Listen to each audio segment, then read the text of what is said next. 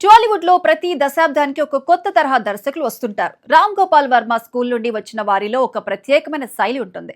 అటువంటి శైలిని తన మొదటి సినిమాతోనే పరిచయం చేసి తెలుగు ప్రేక్షకులను ఆశ్చర్యపరిచిన వ్యక్తి అజయ్ భూపతి. ఆయన సినిమాలో ఒక రకమైన రా అండ్ రస్టిక్ ఫీల్ ఉంటుంది. అంటే కథలో ఉండే సహజత్వం, గ్రామీణ వాతావరణం, పాత్రల లోతు ఇవన్నీ ప్రేక్షకుల మైండ్ సెట్ ను ఒక్కసారిగా మార్చేస్తాయి. అసలు అజయ్ భూపతి ఎవరు? ఆయన ఎందుకింత ప్రత్యేకమైన దర్శకుడు? ఆయన కెరీర్ లో వచ్చిన హిట్స్, ఫ్లాప్స్ వెనుక ఉన్న అసలు కారణాలేంటి అనేది ఈ రోజు మనం పూర్తిగా డీకోడ్ చేద్దాం.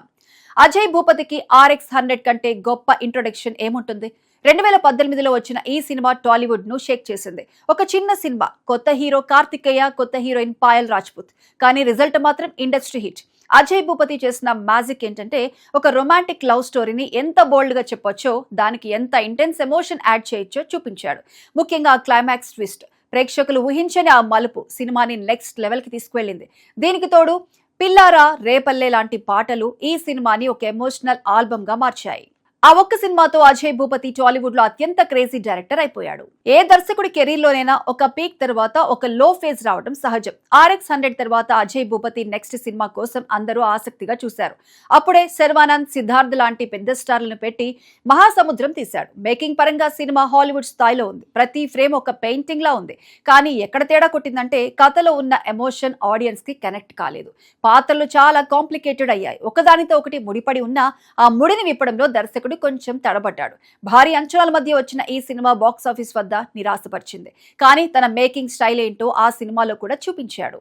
మహాసముద్రం ఫ్లాప్ తర్వాత అజయ్ భూపతి ఏం చేస్తాడా అని అందరూ అనుకుంటున్న టైంలో మళ్ళీ పాయల్ రాజ్పుత్ తో కలిసి వచ్చిన సినిమా మంగళవారం. ఇది అజయ్ భూపతి తనను తాను ప్రూవ్ చేసుకున్న కంబ్యాక్ మూవీ.